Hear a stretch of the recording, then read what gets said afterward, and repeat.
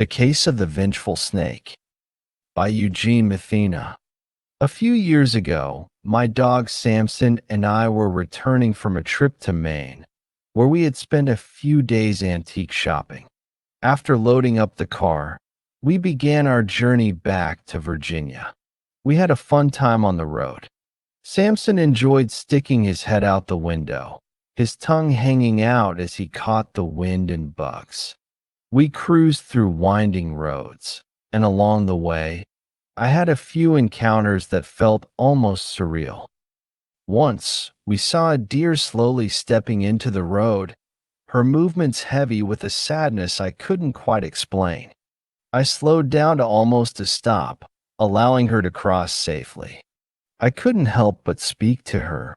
"Little doe, why are you so sad? Be careful out here. The road can be dangerous." As we continued, I spotted a turtle stranded on its back in the middle of the road.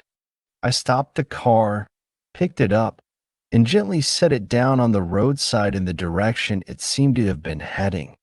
I knew it wouldn't survive if left there. The road continued to unfold with strange moments. We were approaching a winding curve when a large rattlesnake slithered into the path just ahead. I tried to brake, but despite my efforts, I accidentally ran over it. I looked over at Samson, apologizing. "I didn't mean to, buddy. You saw I tried to stop." He just wagged his tail, oblivious. Around 8 p.m., we stopped in a small town called Glenville for a bite to eat. As we dined, I noticed a circus set up across the street. After we finished, Samson and I wandered over, intrigued. There were several tents, and one in particular caught my eye.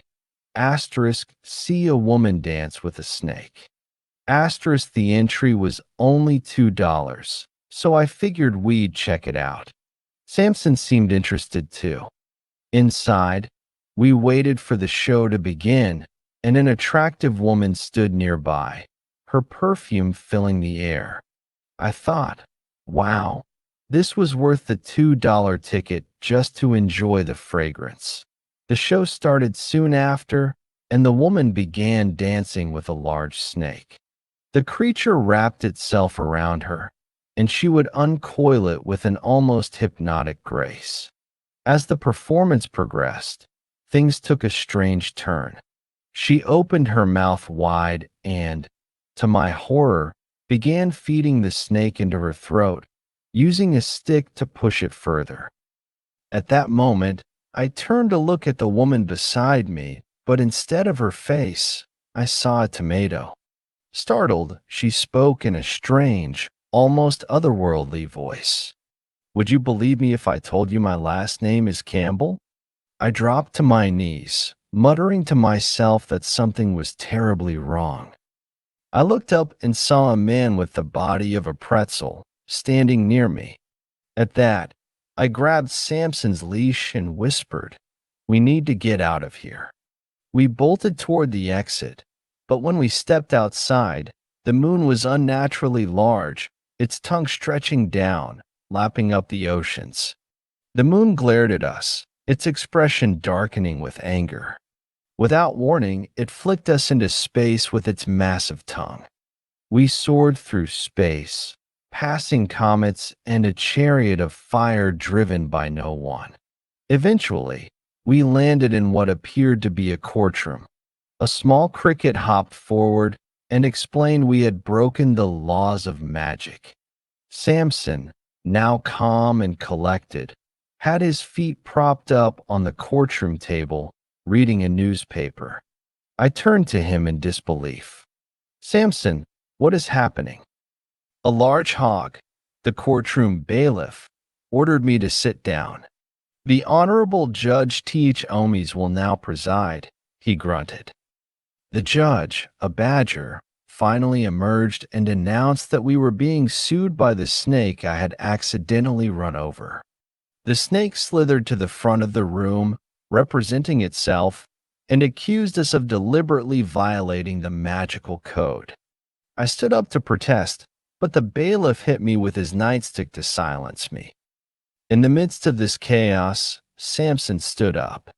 "Your Honor," he said, "I call our first witness, Lulu the deer." A graceful doe entered the room, recounting how we had slowed down to let her cross the road.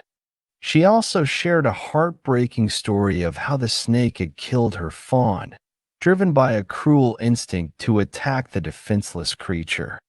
Next, Samson called Barf the turtle to the stand. Barf explained how he had been flipped over by the snake in an attempt to kill him. The snake, growing agitated, began to hiss, but Judge Omi silenced him with a bang of his gavel.